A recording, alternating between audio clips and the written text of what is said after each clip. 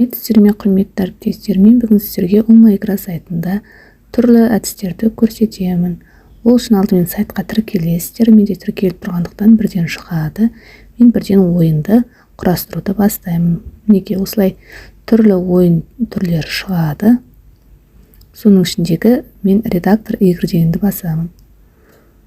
Бұл жерде менде бұрын өзім құрастырған ойын түрлері шығады. Мен сіздерге алдыңғы видеода пойыз ойын көрсеткенмін. Қазір сіздерге басқа ойын түрін көрсетемін. Мінекей мына жерден таңдайсыздар өзіңіз қай форматта болатын. Мен қазір футбол форматында таңдап сіздерге көрсететін боламын. Мінекей название игры дегенге мен ойынның атын жазамын.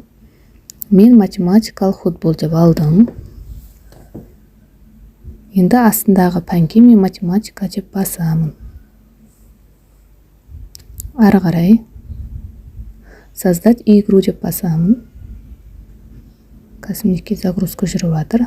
Мінекей осы жерде бірінші деңгейге мен 2-нің көбейту кестесі деп алдым. Яғни осы 2-нің көбейту кестесіне байланысты сұрақтар болады. Сұрақтарды біз добавить ету арқылы жазамыз. Қандай ответ түрін таңдағымыз келеді, соны қоямыз. Мен 2-нің көбейту кестесі деп алғандықтан 2-нің көбейту кестесіндегі сандарды жазамын. Сосын мына жерде добавить ответ деп бірнеше ответ қоюға болады. Және де дұрыс жауапты жасылмен белгілеп кетеміз. Яғни жасылмен тұрған ответ бізде дұрыс жауапты көрсетеді. Менің бірінші деңгейім 2-нің көбейту кестесіне қатысты болғандықтан мен қалған сұрақтарды да 2-нің көбейту кестесіне байланысты қоямын. Яғни 2-нің көбейту кестесіндегі сұрақтарды жазамын. 2 көбейту 3, 2 көбейту 4 деген сияқты. Вопрос деген жерге. Ары қарай добавить ету арқылы бірнеше жауаптарды енгізуге болады. Жасыл түспен біз дұрыс жауапты белгілейміз. Міндетті түрде белгілеп кету керек дұрыс ответін. Дұрыс ответін белгілегеннен кейін ары қарай добавить деп біз сұрақтарды қоса береміз. Және жауаптары қандай түрде болатын таңдаймыз. Правда, ложь дегенді мен таңдадым. Соны қазір сіздерге көрсетемін қалай көрінетінін. Бұл жерде сұрақты жазып, правда или ложь екенін таңдап қоясыз. Яғни дұрыс ответ болса, онда правда, бұрыс болса ложь деп шығып тұрады. Мінекей менде енді 2-ші деңгей 3-нің көбейту кестесіне байланысты болады. Бұнда да осындай добавить ету арқылы сұрақтарды қоса бересіз. Және бұл 2-ші деңгейді жасау үшін жоғарыдағы деңгейлердің тұсында плюс батырмасы тұр. Сол арқылы сіз бірнеше деңгей жасай аласыз. Мінекей осылай бірнеше деңгейді сіз құрастыра аласыз. 2-ші деңгей 3-нің көбейту кестесі болғандықтан бұған 3-нің көбейту кестесіндегі сандарды жазып шығамыз.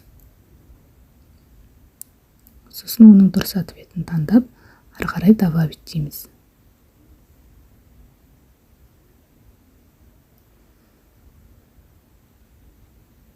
Бұны кез келген сабақтан құрастыруға болады.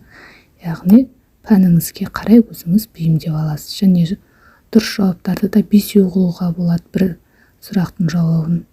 Соның ішінде бір ғана дұрыс жауап қылып алуға болады. Болмаса тек правда ложьды таңдайсыз.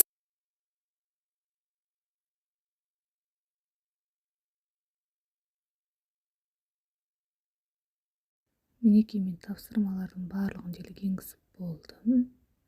Енді ары қарай ойында ойнауды бастаймыз. Ойын ойнау барысында 2 футболный команда болады. Яғни мінекей осылай ашылады. Балаларға интерактивті тақтадан көрсетуге болады. Мінекей старт деп ойынды бастайсыз. Математикалық футбол деп тұр. 2 команда болады, яғни 2 ойыншы. Егер сұрақ деген дұрыс болса, онда гол болады, ал если дұрыс болмаса, онда қарсыласы оған гол салады. Және қызыл түспен жанады. Егер сұрақ дұрыс болмаса, қазір менде бірінші деңгей 2-нің көбейту кестесіне байланысты сұрақтар болып жатыр. Содан кейін 3-нің көбейту кестесі, яғни 2-ші деңгейіңіз басталады, бірінші деңгей біткеннен кейін. Ойын осылайша жалғаса береді барлық сұрақтар біткенше. Егер менің видеом ұнаса, онда каналға жазылып, лайк, комментарий қалдыра отырыңыздар.